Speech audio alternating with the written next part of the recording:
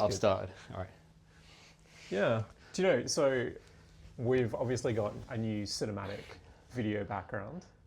Well, I just here at the beach, right? We just point the camera, but it's nice that we've upped production value. It's completely lifelike. But do you know what I was going to say about this, right?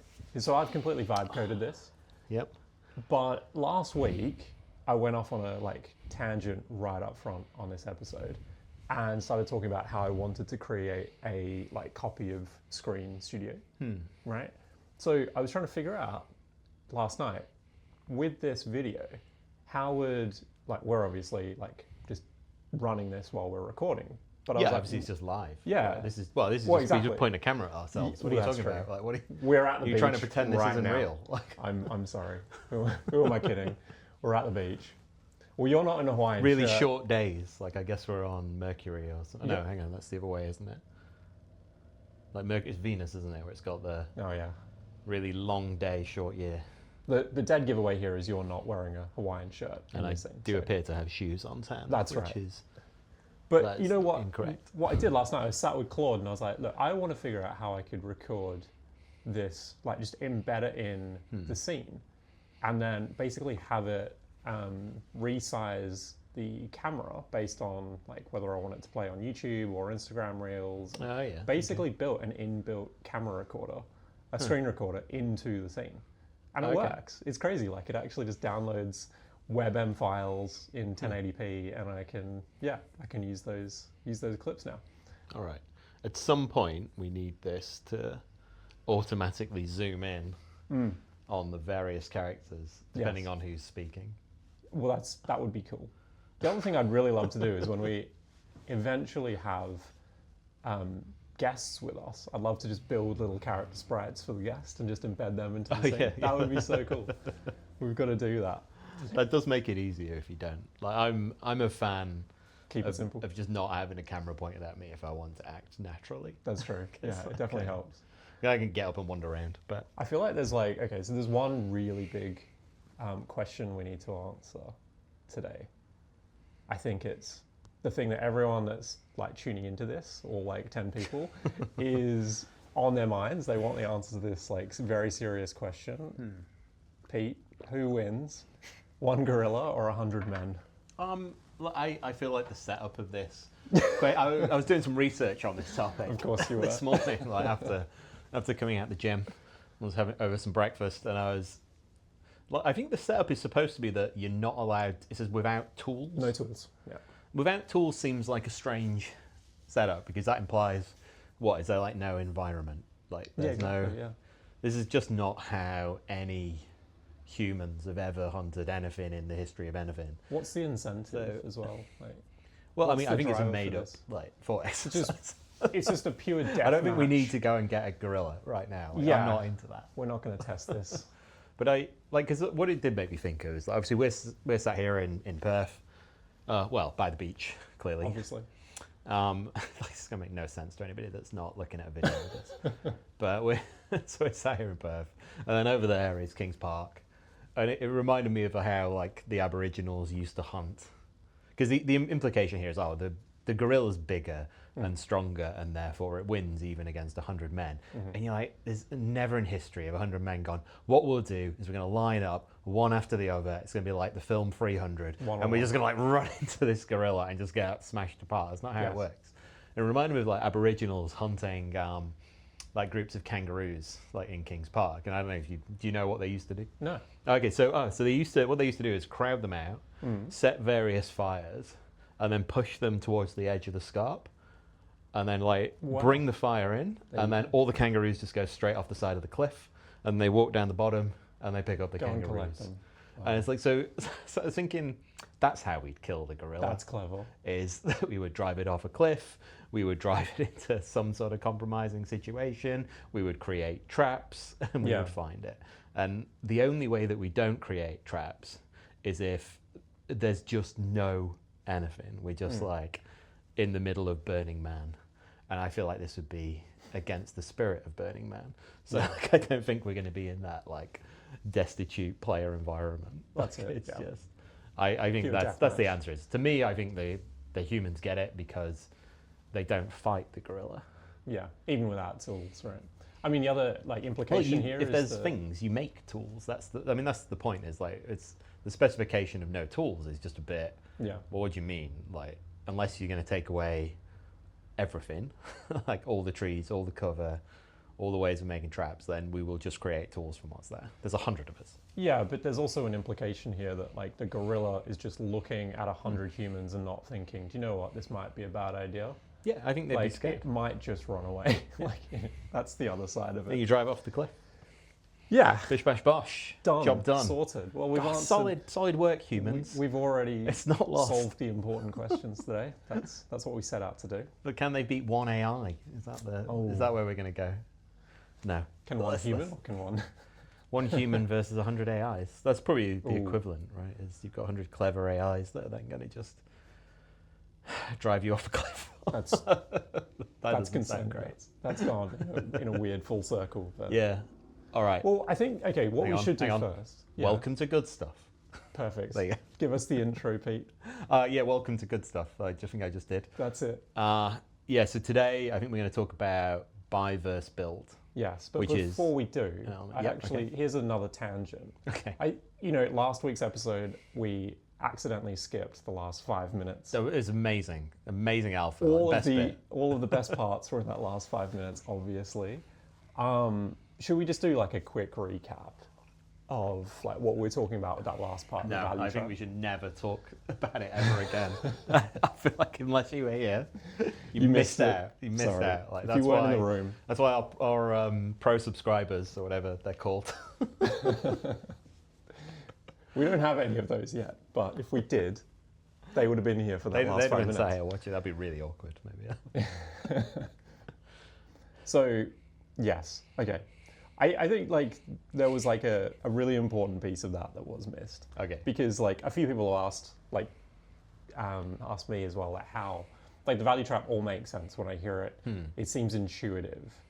How do you escape the value trap, right? And so the bit we had conveniently just started talking about was that Bitcoin is essentially the off-ramp here for the value trap. You've basically, just to do like a quick recount, you started cost reductions in this first phase of the value trap. Yep. You then turn that into pricing power and grow revenue in the second phase. Yep. In the third phase, competition emerges to compete away those returns. And in the fourth phase, you have this like mean reversion where your margin basically ends up in the same place you started. Yep. And so, yeah, the problem there is that your business might end up being worth like a lot less than what you paid for it up front. Yes. And so the objective here is, okay, you've generated all of this free cash flow in the first and second phase and even into the third phase. And what you want to do is essentially bank that in Bitcoin. So you're essentially capturing the future value of that work ahead of the mean reversion that's going to occur. Yeah. And then that Bitcoin essentially becomes your like future equity value in that business. Yes. Is that a fair summary?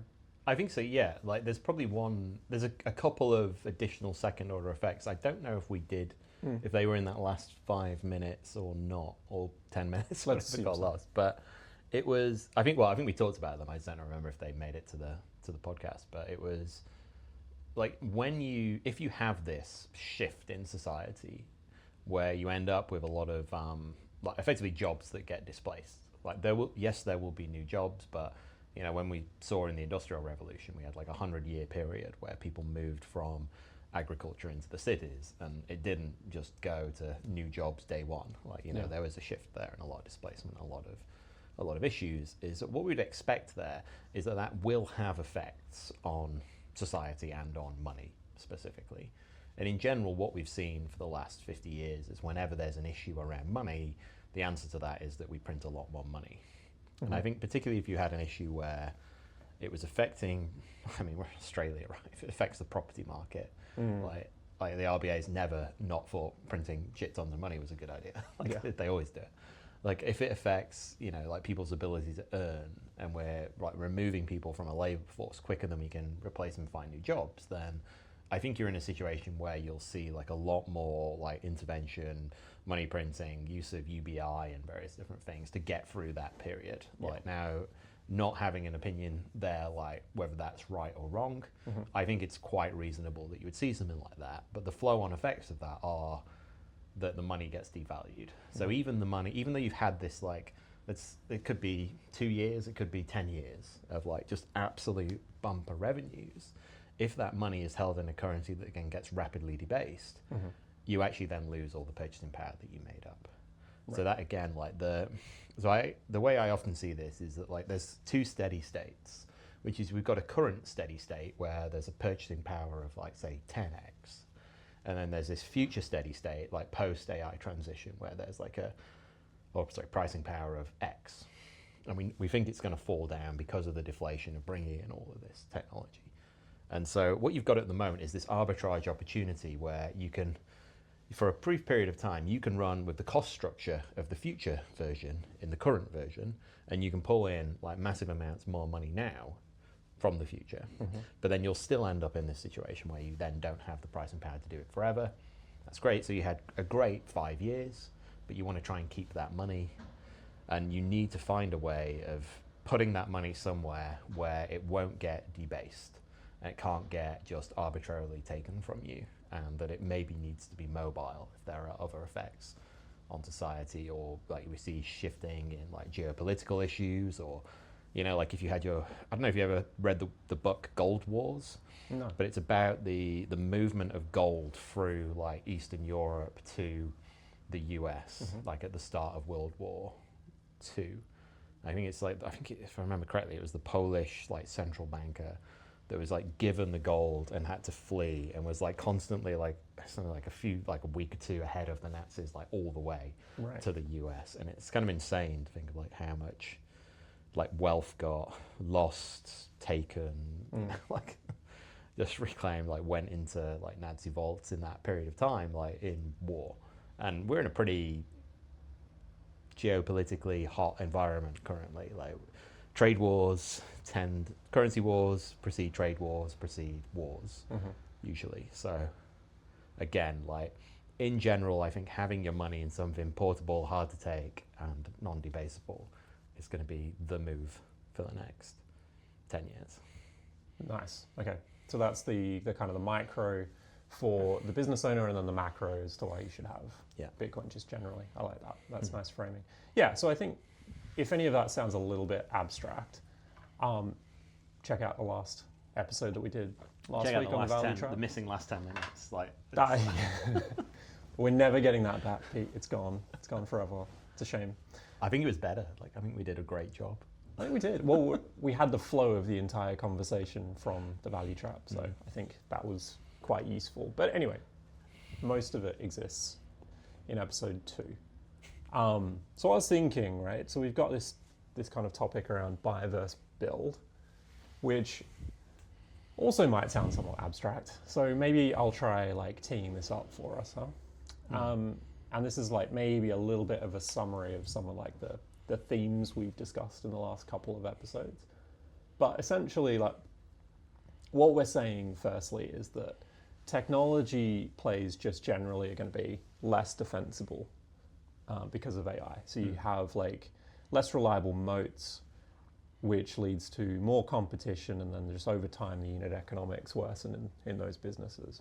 And so what that leads to is this like value shift away from these like technology businesses, and that starts to flow to more traditional service businesses, right? So we kind of talked about that in our very first episode. And so traditionally these are kind of language and labor heavy operations, and then that's the thing that leads to these tight margin structures.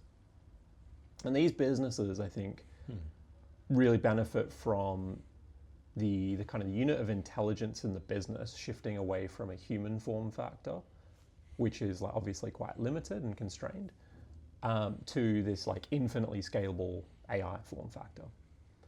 And so when that human labor has been like that primary constraint on scaling and margin growth in the business, these are the businesses that stand to benefit the most. So these traditional businesses might have like 15% margins, right? But there's this opportunity to turn them into 50 or 60% margins. And so that's where you start to see these huge jumps in enterprise value. The transformation-led private equity. Right. model. And so then the kind of logical progression is, well, okay, you want to find the businesses where these benefits are going to endure the longest, where these kind of barriers to entry are more resilient in the face of that AI transformation. And so we discussed the characteristics that these businesses might have, things like strong customer relationships, these kind of high costs of customer acquisition, strong credibility and trust, so good brands, predictable revenue, and maybe even like regulatory and compliance modes. And so we call those businesses protected champions. These are the businesses you want to be owning longer term, because we think the mean reversion and the value trap is going to take the longest. It's that curve is like the kind of slowest decline. And what we're saying ultimately here is that selling software isn't going to be the key to like value creation going forward.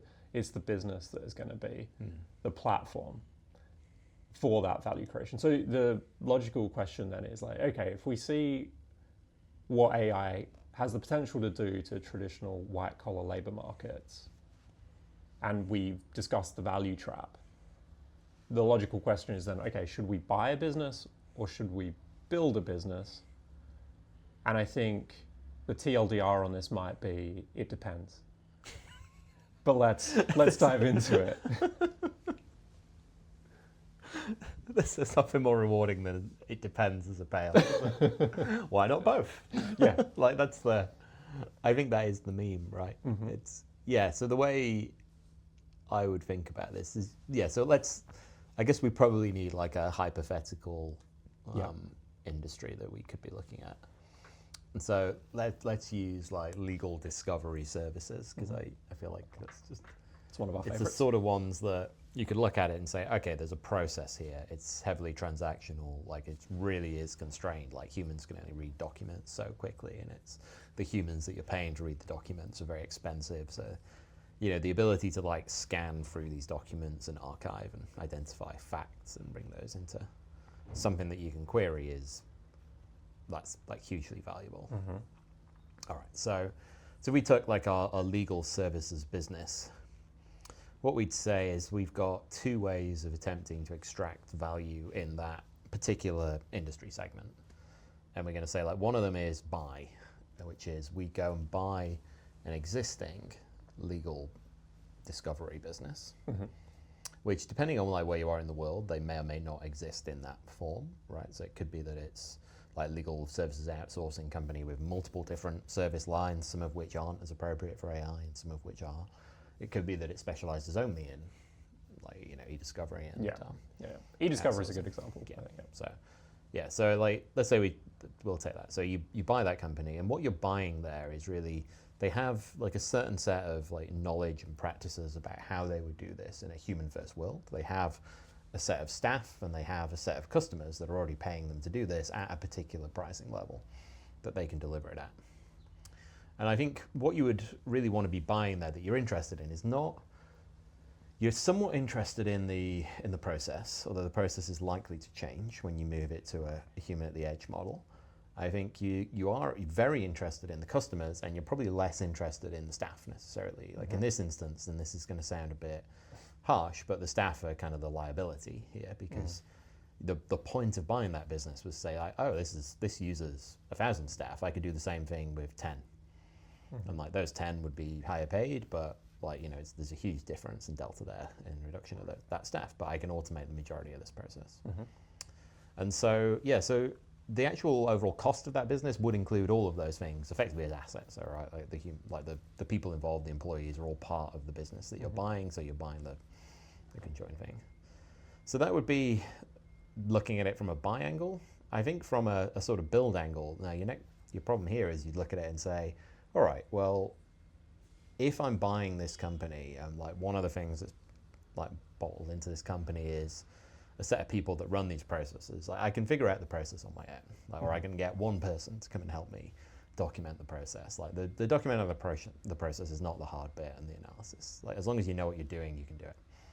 Then I can implement it, and I can run from scratch. And now I can have a version of that business over there that could run like 100 times cheaper than that business. And my main problem now is that I don't have any customers.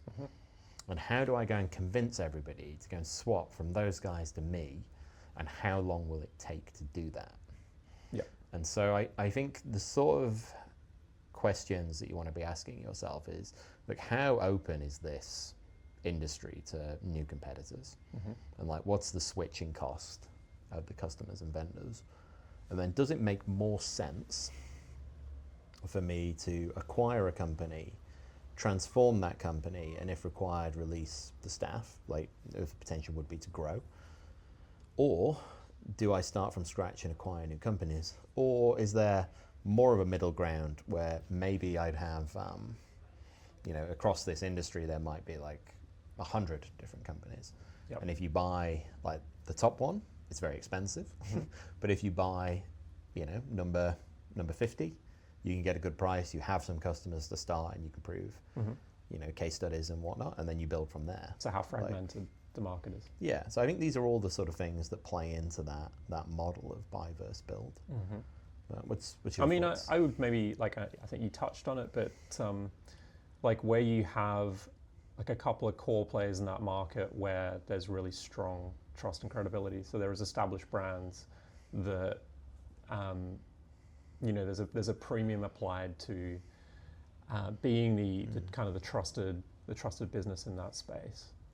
You kind of see this as well, like locally in Australia, a lot of the big four accounting firms will do this, right? It's just for a client to work with the big four, it's almost like, okay, there's this notional domain expertise that you get, but also it's almost like an insurance policy. If anything ever goes wrong, we're working with one of the big four accounting firms, so this is like a high trust process for us.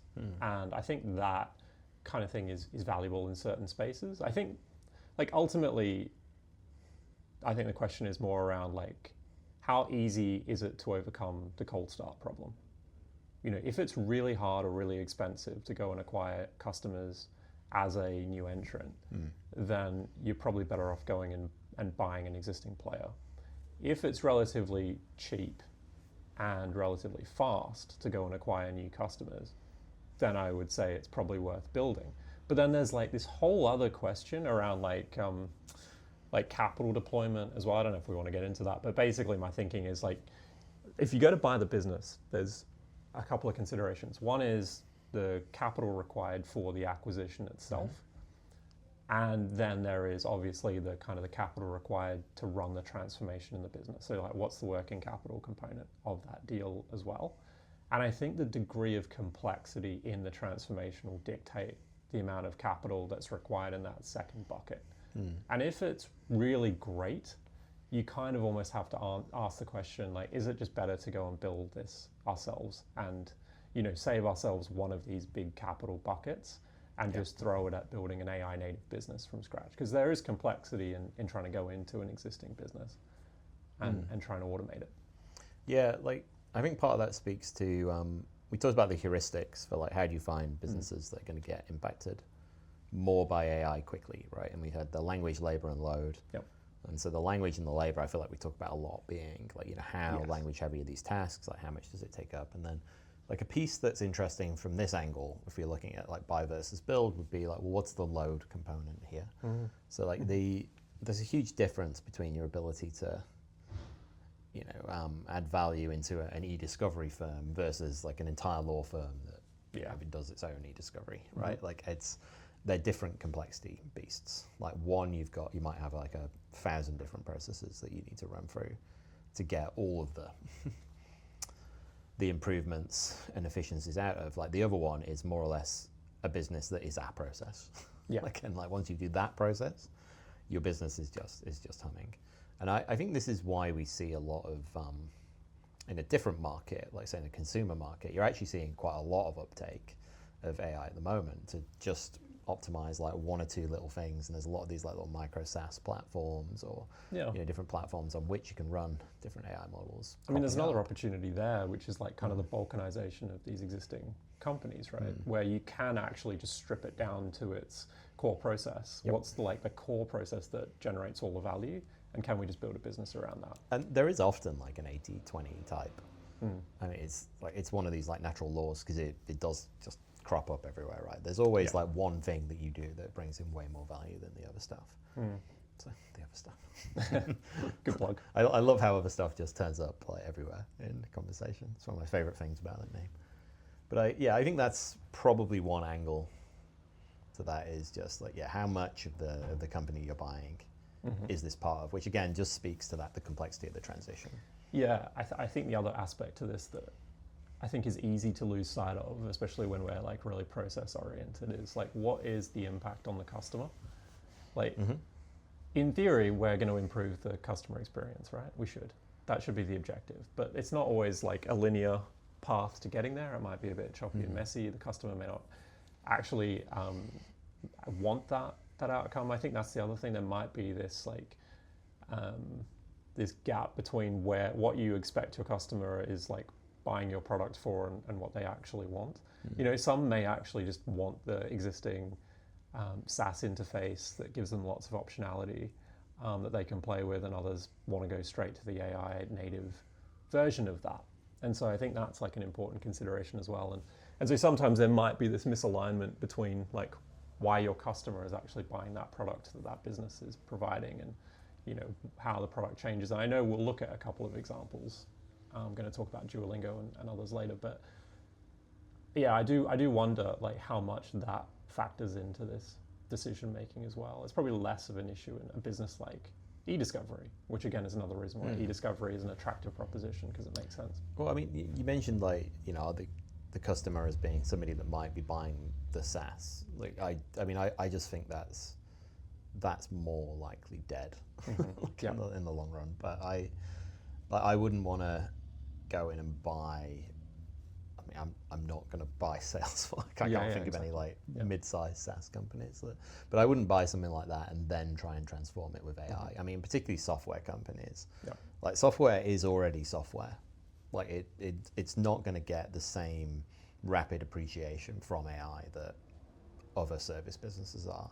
Like when we're talking about, you know, reductions of like operating expense in the 50% bracket, it's not because they've already got an entirely like software driven life cycle with huge margins. It's because they've got human driven stuff. So I think usually, in my mind at least, like the businesses that we'd be talking about there would be, again, like human service based businesses that would happen. So it'd be more likely like accountants or something. Like, yes, they're going to use software themselves internally, and we might end up getting rid of a lot of that software, would be my view. If I was going to transform an accountant, I wouldn't necessarily just keep whatever SaaS stacks they have on now. I would look at what are the business processes, like what are the outcomes that I'm looking for, how can I do this without having a person sat in front of a piece of software. I mean, any software that runs on a computer, the paradigm has been that it's a person in a chair is the point of integration, right? Like it's always, we can talk about integrating software all day long, but usually it's integration via swivel chair, as I used to call it, which is that like I'm talking to this computer system over here, and I swivel my chair, and sometimes like I've seen this like operating centers for like mines and oil and gas and things are great for this, because they'll literally have multiple screens and systems that can't talk. I mean, often there's good reasons for this. They'll be on different like control networks and stuff. But you'll have like a screen here with a set of keyboard mats and a screen here with a set of keyboard mats, and it's literally a guy in a chair moving between the two. And it's like, this is information he needs, and then this is information he's putting into a completely different corporate system. And then he turns back over here and he does like operational stuff, and then he turns back over here and he does corporate stuff. And he is like literally the API for those two systems.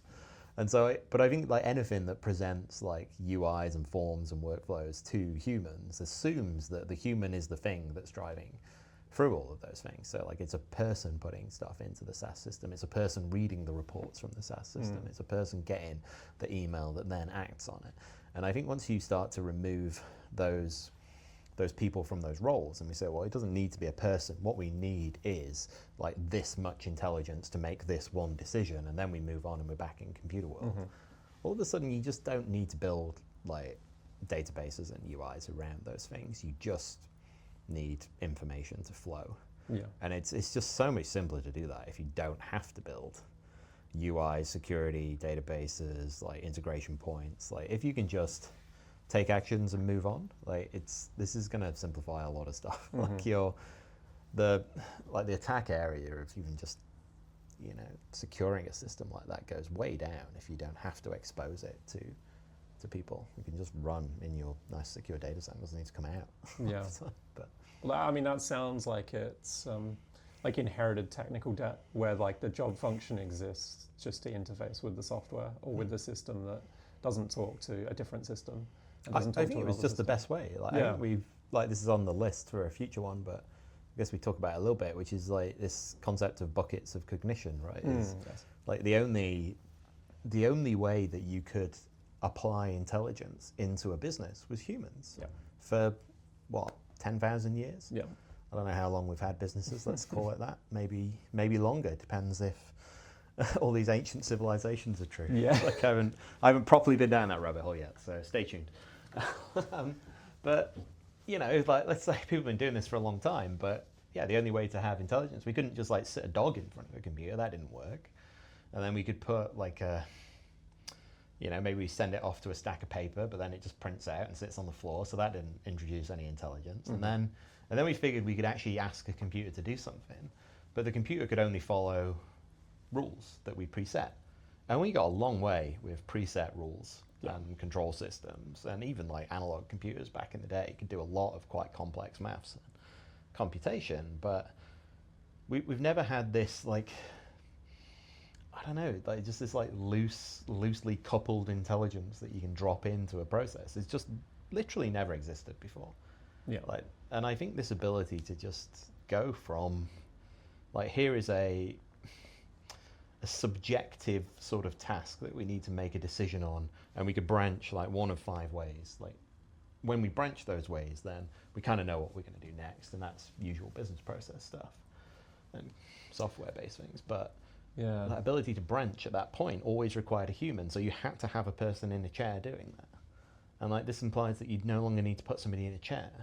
And then the other weird thing about chairs is that chairs are made for one human, and one human is so big, and one human costs you a particular amount of money. Yeah. So like, it's pretty not crazy for in Australia. It's not the minimum wage, but minimum wage plus on costs and super and anything else that you might need to throw at it and all the associated things could be around about $100,000.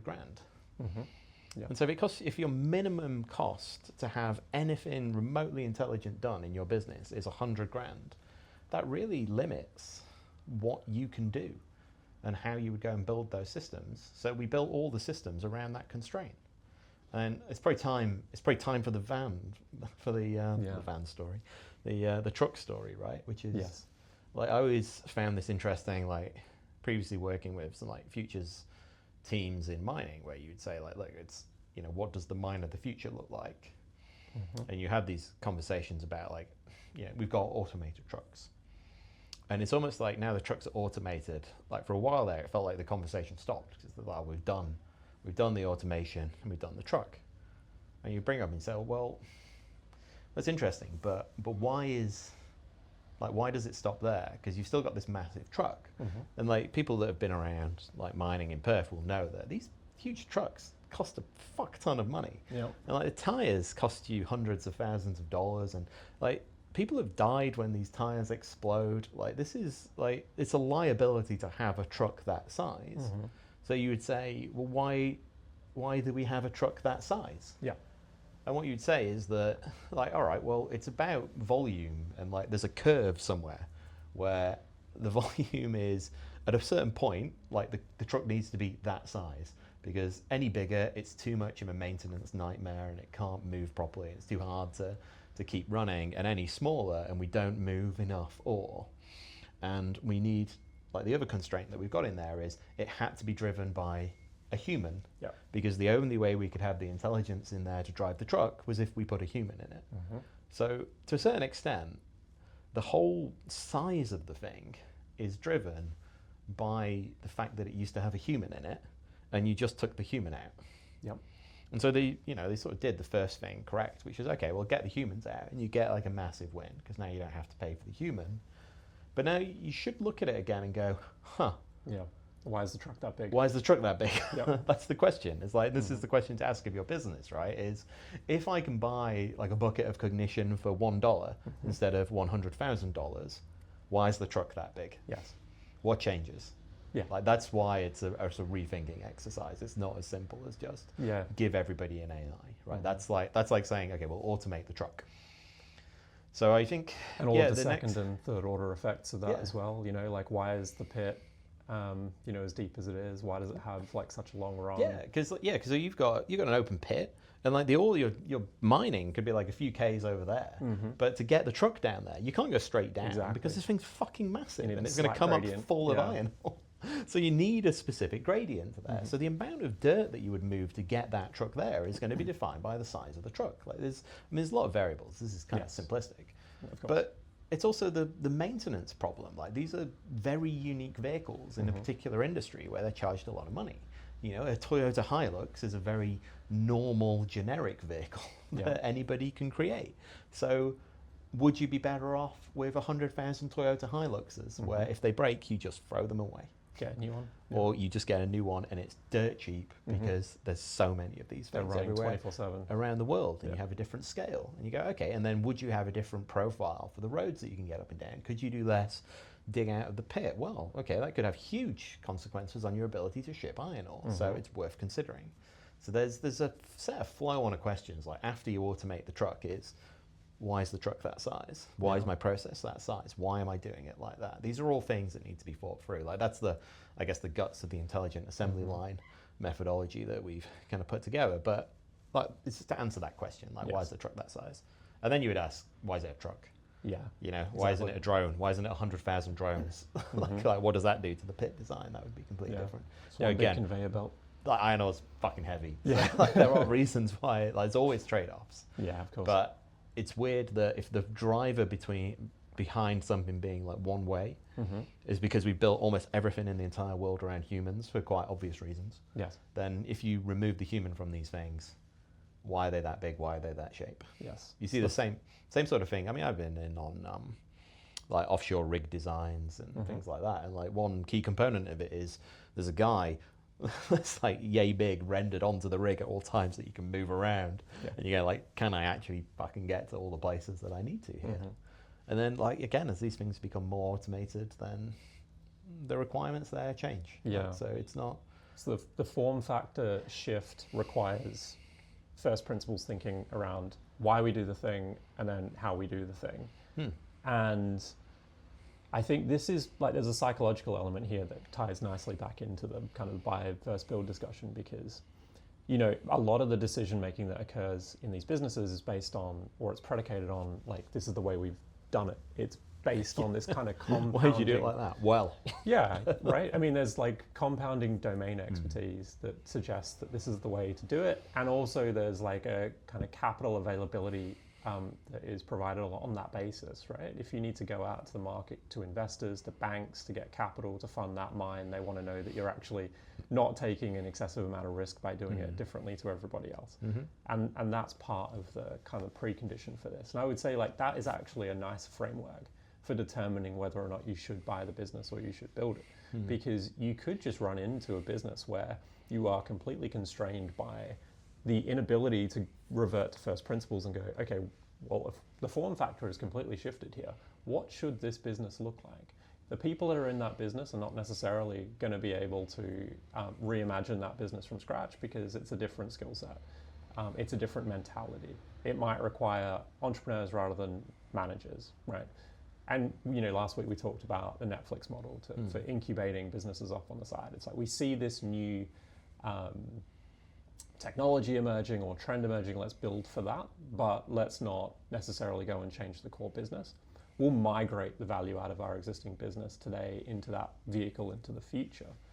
And so I think there's like really nice framing, but equally like an entirely, like almost like a beginner's mind that you need to throw at a business and go like, okay, why do we do all the things that we do? And do we need to do them?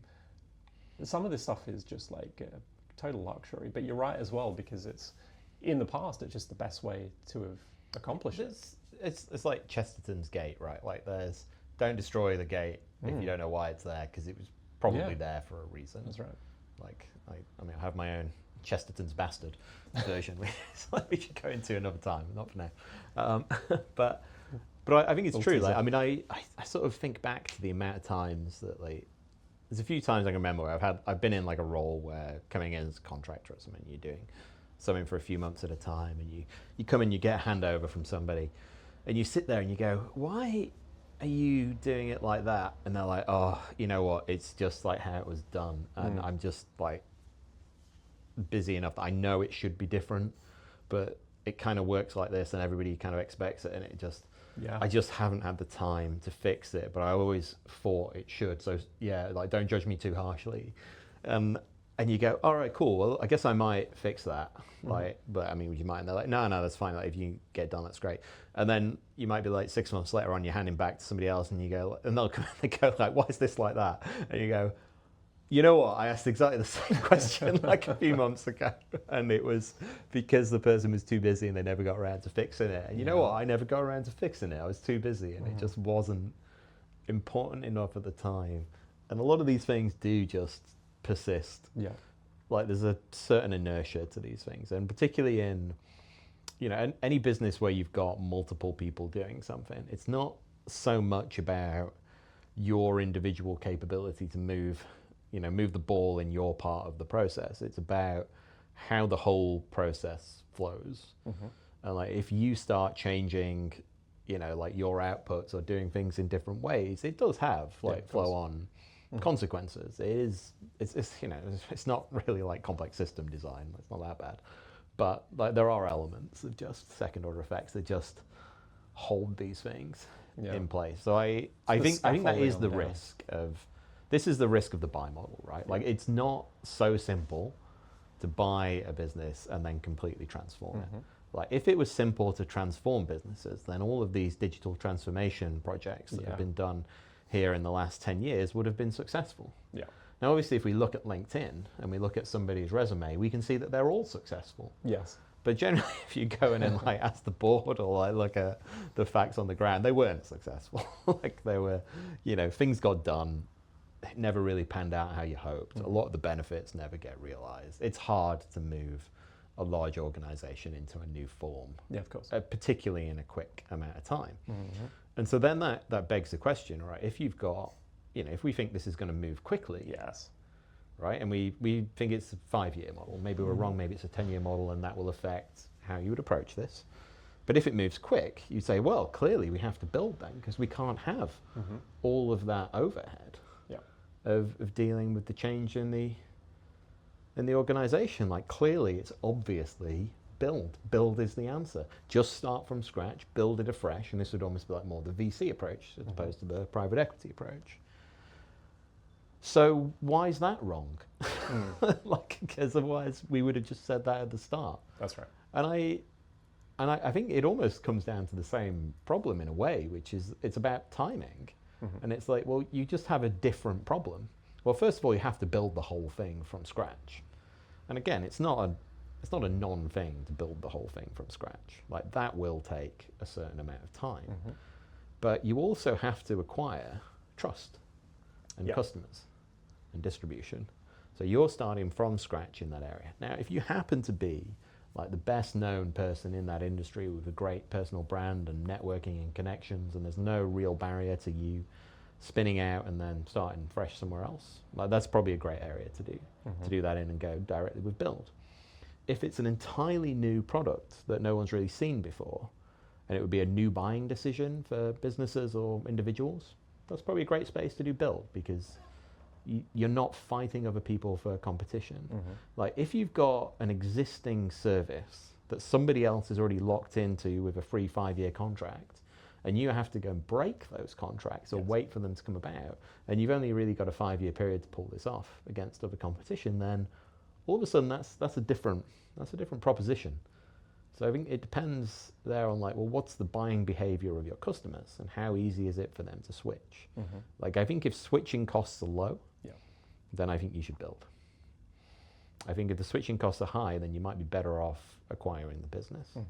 I think if there is a question around, like, what scale of business you acquire there, then I think is I think acquiring a business that has the customers, proving it out, and then growing and using that pricing power, that feels to me like the right sort of trade-off in that space. But I think like they're the sort of risks. Like one is risk of, can I get the customers quick enough? Can I build the trust? Can I actually find the product market fit with this new brand? Versus the other one has all of those things already, and you can just buy them.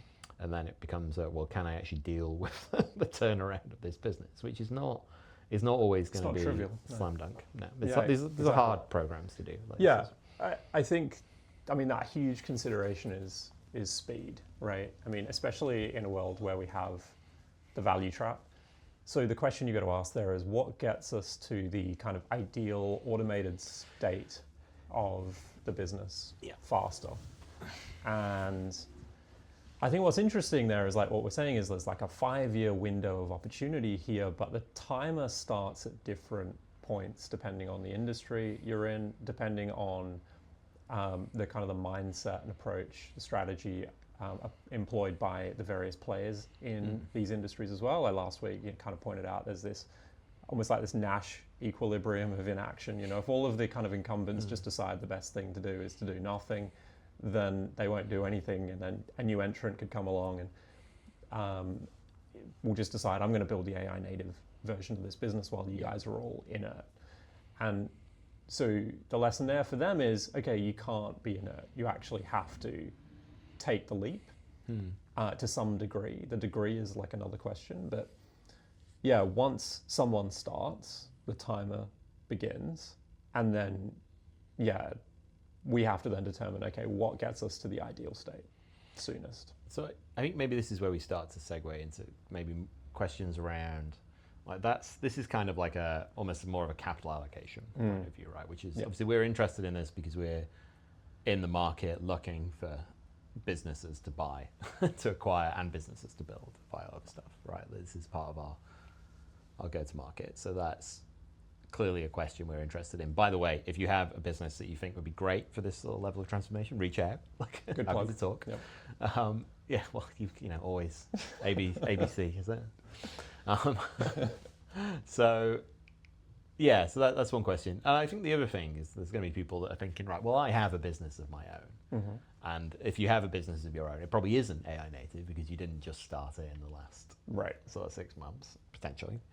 And so you would be asking this question of yourself and saying like, well, what's the right, it's not necessarily like a buy versus build for me. It's a kind of, well, if I can see that there's this sort of AI native world, this human at the edge approach, like how do I get from where I am to there? Because like I can just do the transformation on myself, for instance, and that's something that you should be thinking about. But then like, how do I play that out? Which is what we got into last week around the Netflix model is like, okay, well, do you fix the plane in the air, or do you start preparing a new plane on the runway and take that one off and then pass the two in the air?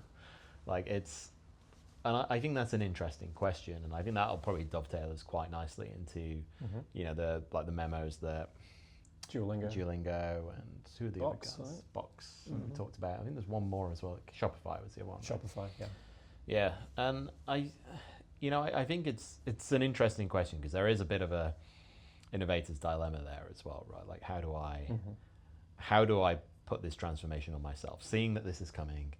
What's the correct course of action, and what should I do? And I feel like that might be quite actionable information, so we should spend a bit of time on that. Yeah. So what's your opening thoughts on that?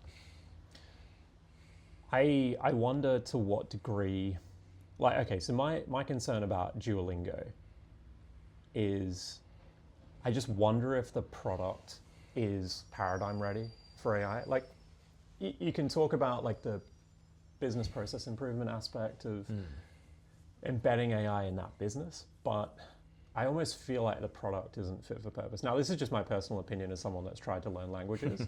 Like I've spent a lot of time trying to learn French and German. I've done a lot of German on Duolingo, and I don't feel remotely competent to speak German. And I feel like the missing element from a product perspective is immersion, because these are like really effective palm cards for essentially triggering recall. That's kind of how I found it. I know different people's experiences are a little different with Duolingo, but I kind of found it lacked that immersive quality. And so the question that I would have is like, how would you essentially embed AI into that product to make it a little bit more immersive? And then the question is like, would you bother? Because I kind of find chatting to LLMs, and especially with voice models, like just so much more intuitive and so much more valuable that I almost feel like the app interface for something like Duolingo is just not even something I've revisited in the last year. But I do have these conversations with LLMs to learn, and I found that's been like way more practical and immersive.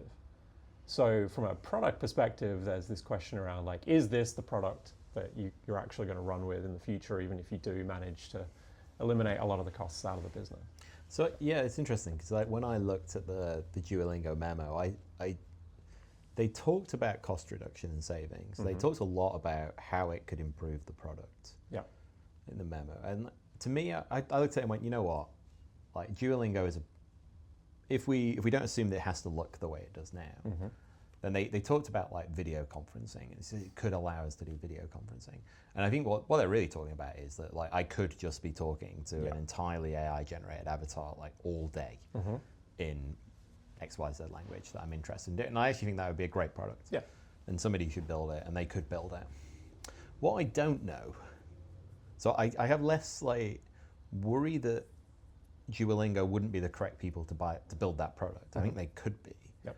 Like the bit that doesn't make any sense to me is that product and the moat around that product looks different in say 5 years to how Duolingo looks now. So they could absolutely build that product, but you could also just have 100,000 like replicas of that product. Like, I don't think there's anything defensible in that product, because most of what would be driving it would be the language models, the live kit servers, the various things like underneath that manage that real-time communication. It's all going to get built the same way. It's all going to get open source. And I don't know, I don't know how many people work at Duolingo, but my guess is it would be thousands, like tens of thousands, or something insane. And like they say at the end of the memo about like, you know, just we love everybody that works here. Like, don't think that we're going to be doing anything with any of the staff. Like, don't worry about it. Like, it's product focused. Like, we just want to make sure you use an AI. And I look at it and think, like, I just don't think that organization exists. So I would see it as almost like less of a product issue for them. Like, I think they could build the product and they could potentially get it to market quicker than smaller competitors do. I just don't think they could keep the moat. And I don't think they could then keep that number of people in the organization. So I think the organization, are they floated? Like, what's their... Quick search tells me that there's around 830 people at Duolingo. So the revenue per employee is probably really good. Yeah, that's pretty good. So that's surprising. They might make it through them. I would have been with you. Like, I was expecting... It felt like it was going to be one of these like Silicon Valley bloated tech stacks that you go, how have you got that many people working on this? But well, they might do pretty well then. It depends on like how. Yeah, they've probably got pretty good margins anyway. It is, as I said, like my issue would be how do you maintain the value of that business? Like particularly again, like in a public market, right? You can't. Public markets aren't necessarily that. That kind to companies that start shrinking their revenue. Like, but look, the big advantage they've got here is distribution and a brand for language learning, right? Which they've built up over the last like decade and a bit. I think that is really valuable for them. What's interesting in this memo is like, and I'll just quote a couple of things that they've said they'll use AI for. So they're talking about making minor tweaks to systems designed for humans won't get us there. So that's interesting. I like that. Yeah. Agreed. And then they've also said their approach isn't about replacing humans, but replacing bottlenecks so employees can focus on creative work and real problems. And I think, to be honest, like now knowing that there's only about 800 to 900 people in that business probably makes a lot more sense, potentially.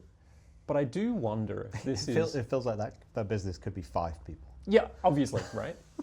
Obviously that's the case, but... Was WhatsApp when it got bought? Was it like 5, 8 people? Something like that? Something like that. But I was also thinking like this was in the, potentially tens of thousands of people. Like, I'm actually pleasantly surprised that it's not.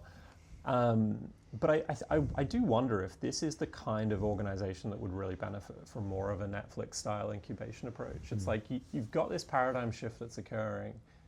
My concern is from a product perspective, this ends up being like some sort of like co-pilot, AI embedded into the existing platform, and it's just kind of force-fed, doesn't feel native, and then customers just don't really use it. Like what you're describing is amazing. I would definitely use that.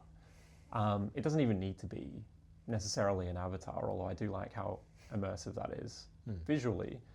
I mean, I've learned a lot just from listening to podcasts, language learning podcasts. I find they're really well structured and well defined, but it's more immersive because they'll often have two or more people having a conversation, in that language, and then explaining, like setting a kind of a scene for why we're having this conversation, why we're learning the things we are, and then obviously you're learning the kind of the framework for parts of the language. I think that is like a much more intuitive approach than something like Duolingo, but then Duolingo works natively to, almost like it's like reinforcement learning for your own language learning ability. It's like the thing you do after doing the learning almost, but Yeah. that's how I've tended to use it. But I wonder if the Netflix approach for them might be, okay, we need a more immersive learning approach here. Maybe we go off and we build Duo 2, and that's off on the side, and we're going to get like, Louis von Ahn, and we're just going to get a bunch of entrepreneurs in the business to go and figure out how to go and build that. And that is the thing they incubate while Duolingo continues to run pretty normally. And, by all means, embed AI to remove bottlenecks. Like that feels like everyone can be doing that. But there's this opportunity to migrate that value into a product that is more like AI paradigm ready than what you've got now. Yeah, I mean, I think it's like less, like, because Duolingo is a company where the product is the company. Yeah. Right, so it is kind of hard to just spin up a separate company for that. I guess when I'm thinking about the Netflix model in general, again, I'm anchored in this world of like more of a service business. Yeah, that's true. Type thing where I'd be like, okay, like I think when the company is the product, like I think you've almost got like, you do have like weight behind the product, but it feels like it would be less impactful to start transitioning that product because you're almost expecting the product to grow. People love this product, by the way. Yeah, that's I'm not like, this is not a criticism of the product itself. It's just I've found it to be less useful than I would have liked. But I do still think that like they could still have like a brilliant product. Yeah. But 900 people is the wrong amount of people, and like it's I don't really. I mean, we've not really been looking at like public companies here for obvious reasons. Like, we're not going to buy Duolingo, and I wouldn't. But like it would, but to me, I would look at it and go, I don't. It's going to be such a pain in the arse to be able to carry this product in a world of massive competition where it can be replicated almost by an individual. Like this like an individual could create an immersive language model driven course. Like this is insane how easy this would be. I don't understand how you maintain like a public company with 900 people. Well, exactly. Because you can't. I just don't think you could downscale that company quick enough to the impact you'd likely get on the revenue. Like it would just be even with like 800, maybe 900 we should people. Be short Duolingo. There's maybe. I mean, there's still this like cultural and organizational resistance baked into any transformation, right?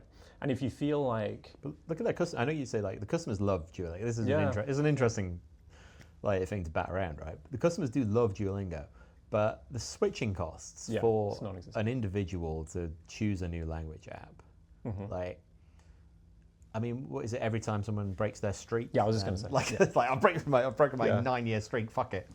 Now I'm going to go to that fancy new language app that's basically free. I know people who have like woken themselves up in like just before midnight because they've forgotten to do their Duolingo and get their streak, and so they've just like started. That is insane to me. That's insane commitment, but it just shows how powerful that hook is, right? So, yeah.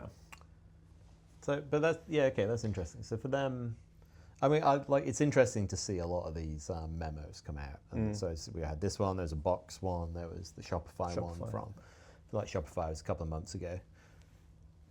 I mean, I don't have the Shopify one to hand, but from what I remember, it was very much an encouragement for everybody in the company to be using AI, and like more akin to what we would term the bionic employee model of, okay, like clearly this is coming, clearly this is going to have a big impact. We don't necessarily have like a cohesive approach to how this is going to work at the moment, but table stakes, everybody should be using this all the time, which is weird because the other version of this is companies that go, you are not even allowed to touch this thing, and that to me is insane. I feel like the minimum thing you should do is everybody should have access to it and some level of understanding about how to use this well.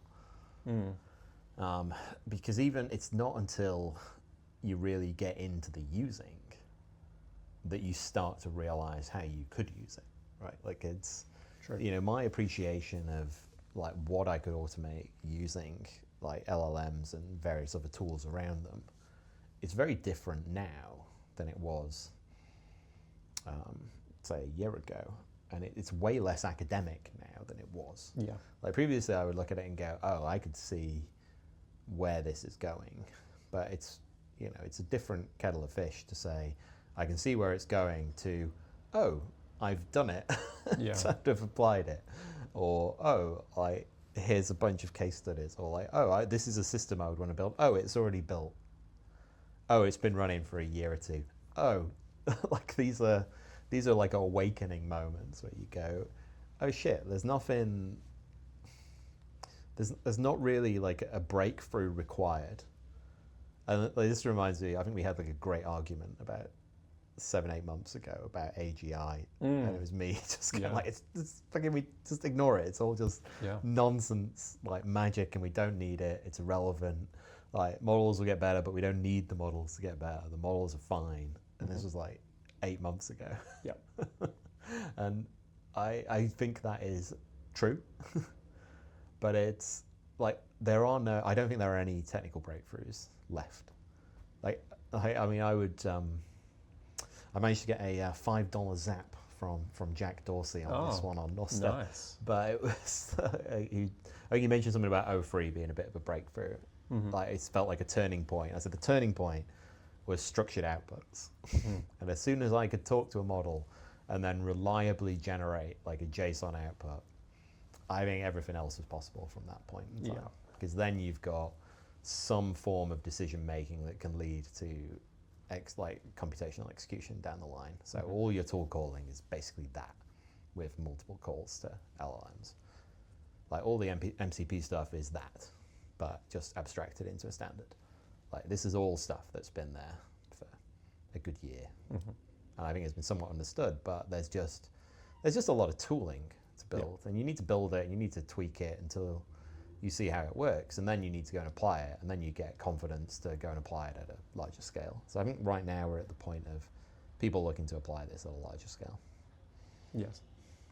Yeah, I think this is an interesting example actually to look at, because there's the potential for just so much fragmentation. Like you could essentially build a language learning tool with a custom GPT, and you know, I'm sure there's a bunch of personal characteristics and parameters you could build into it that's just natively good for Pete trying to learn a language, right? You might have, like for me, like let's just say like I've got like a really basic level of French proficiency, but there's certain things that I struggle at, and I know I struggle at them. And then the kissing, obviously, you know, there's like a lot of like customization that I can build that just works for me. I don't need to deploy that as a product. I just need to be able to build it and use it, and I will use it. You know, and that's kind of how we started this pod. You know, there was a problem that I had.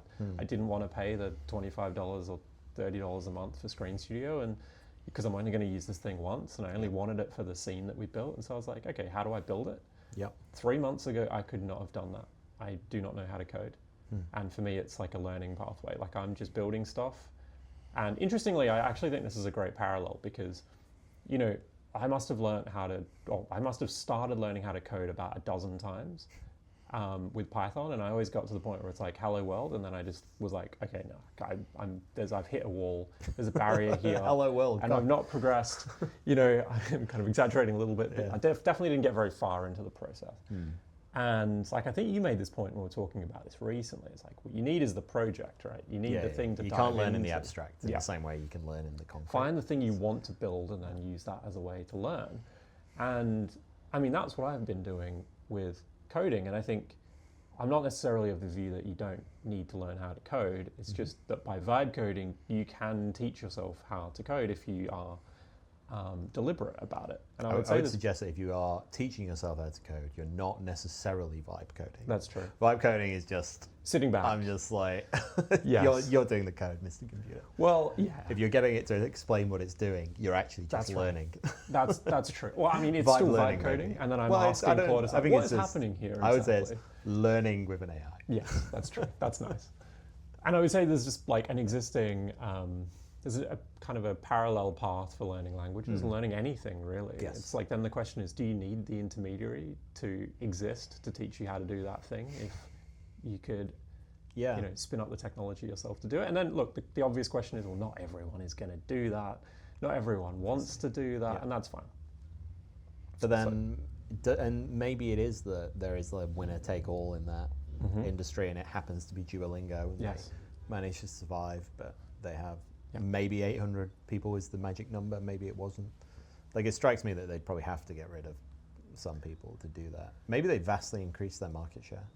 Yeah. And they've got the takeoff. You get all the growth. It's hard to say. Like, it strikes me that you probably don't need 800 people to run that app.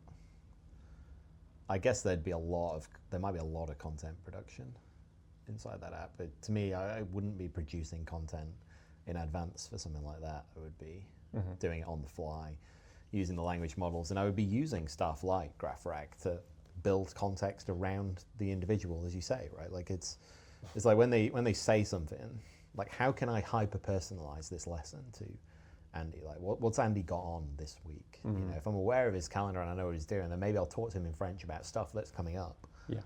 Or like about the French person that he's going to see next week. Like, you know, there's different things Contextualize it. that you can do to contextualize it to make it more useful. Like, if you know somebody's got a holiday coming up and you know they're going to be in a particular area and they're going to go to particular, you know, tourist destinations, that would work. I mean, it's a little bit abstract, but like moving something from a theoretical realm to a real concrete realm, that makes a huge difference to your capacity to learn. So Yeah. I don't see that not existing, and I don't think the end game is going to be one version of that. I would imagine that there'll be multiple versions. As I said, I think it's going to be within the reach of a single person to create something like that. So I don't see why we wouldn't get multiple versions. So that 20 VC episode that we were talking about the other day, I think, what did he talk about in there? He said, he mentioned something like, in the cybersecurity space, like there was an LMS for learning about how to deal with generative AI in cybersecurity, and they were looking at this business, and he said, all right, it seems like a reasonable business, and then they run a report, and there's like 20 other businesses that do exactly the same in this super niche area, and you're like, yep, like that is what I would, in an area of like, we drop the barrier to competition, I expect more competition, not less. So Exactly.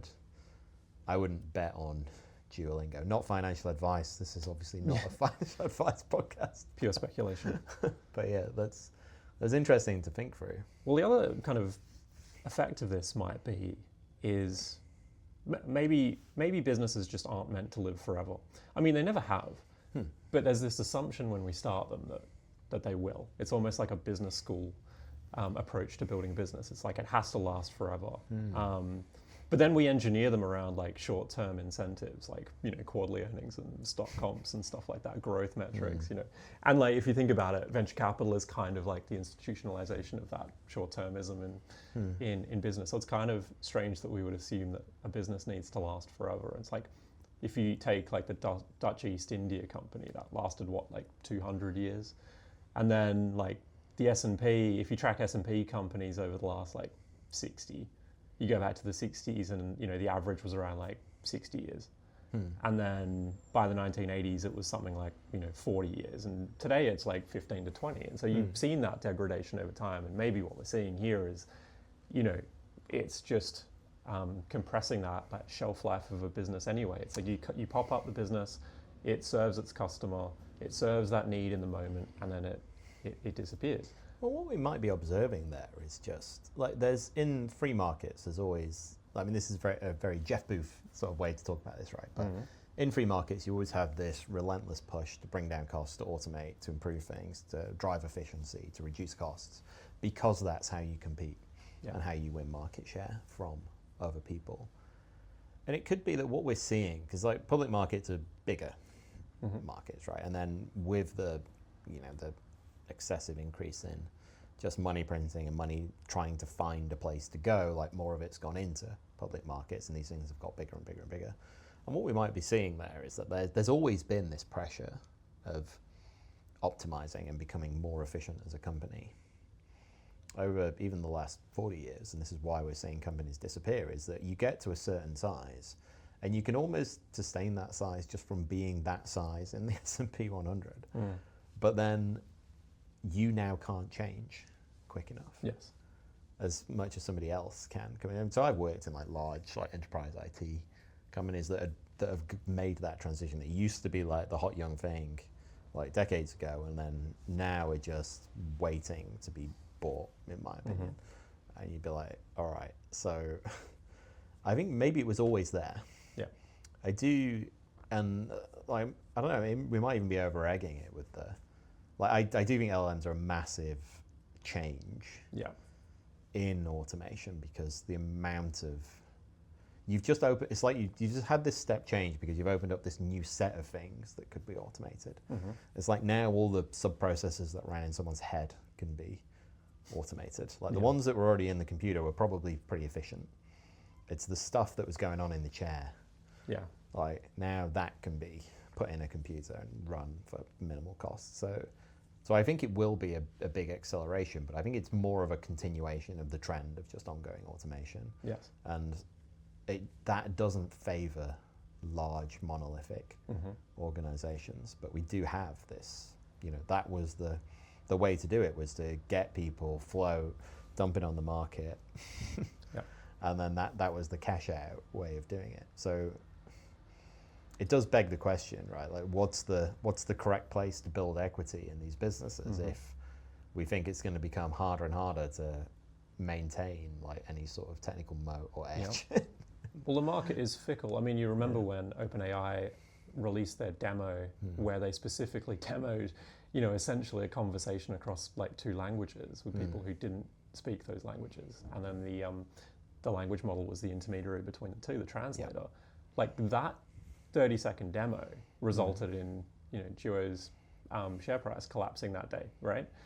It kind of normalized and bounced back over time, but that's how quick and fickle the market can be. And so I guess the other, has their share price been tracking for the last 6 months? To be honest, I haven't looked. We should look, but Jamie, what I would say about this memo is because it's a public company, that also very much shapes and massages the narrative they have to say. You're not sat there, in a senior leadership position in the business going, do you know what, Duolingo's fucked. We're going to tell the market it's fucked, right? You just can't do that. No. So I think maybe some of the language here is massage, but I do like this. We're already seeing this bifurcation in strategy, where it's we could go the full automation route and we try and reduce as much of the cost in the OPEX as possible, or we could go the augment route, where we take out a little bit of the OPEX, but we just enable our people to go and do a hell of a lot more. And that's just a tactical decision for these guys to make. Yeah. And, we kind of talked about this a little bit last week as well. It's go and take 10, 15% out of the OPEX of a business. Maybe that's actually what you need in the industry that you're in. I'm not saying that's necessarily the case for Duolingo, but that will be a consideration for some of these guys who own these businesses presently. Yeah. So I guess maybe a quick summary of this, right? So if the first question is when would we want to buy a business, it would be when distribution is the critical barrier. So you've got the existing customer base, you've got an existing product market fit. Great. Okay. When like trust and credibility is strong, when like there's obviously an advantage to one player having that brand in the market, but as we're saying with Duolingo, that also could be a bit transient. When you've got like a regulatory or compliance hurdle, where it's certainly significant enough to stymie any kind of new entrants into the market. So that's the thing that might prevent you from going, let me go and build in this space. The regulatory requirements or the compliance requirements in that space might just suggest you have to go and buy.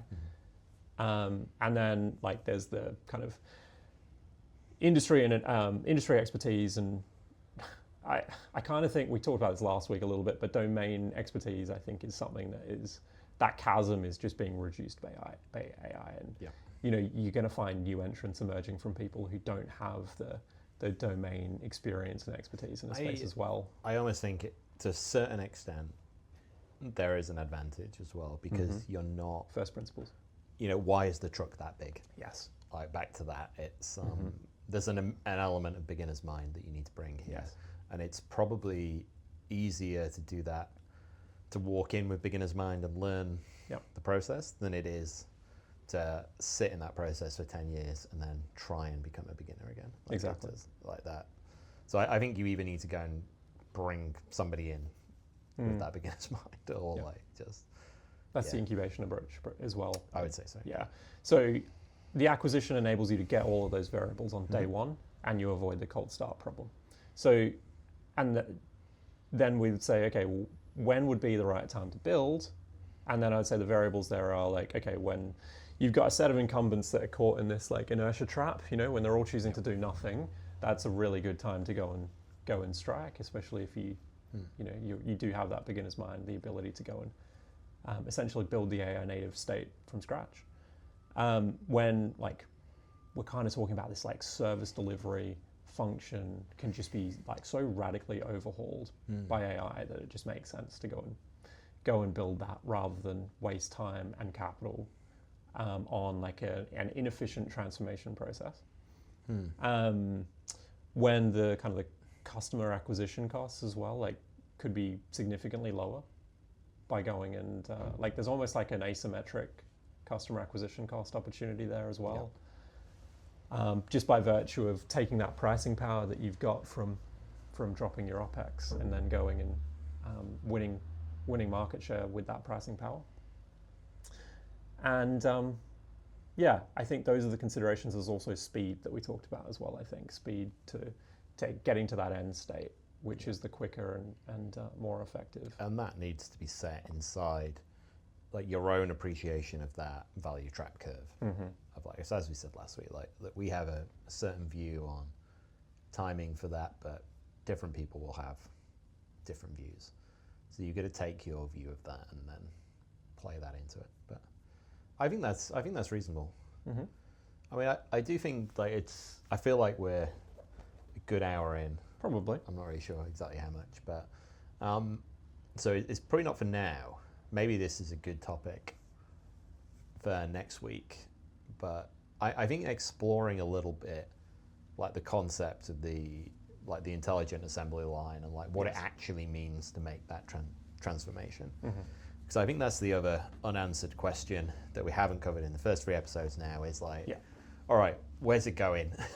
Like, okay, what's the big value trap that you generate when you go there? Okay, like how would we think about this from like a capital allocator's point of view? And I think we probably want to get in more detail about, all right, well, you know, like what do you actually do?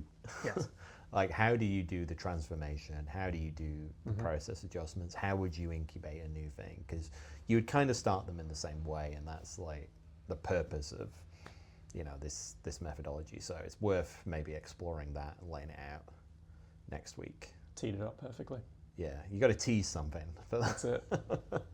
But because I think that's the big question that's left there, right? Is that all right? Well, I'm not trying to buy somebody, and I'm not trying to build a new company. I have a company. Yep. What do I do? Shit.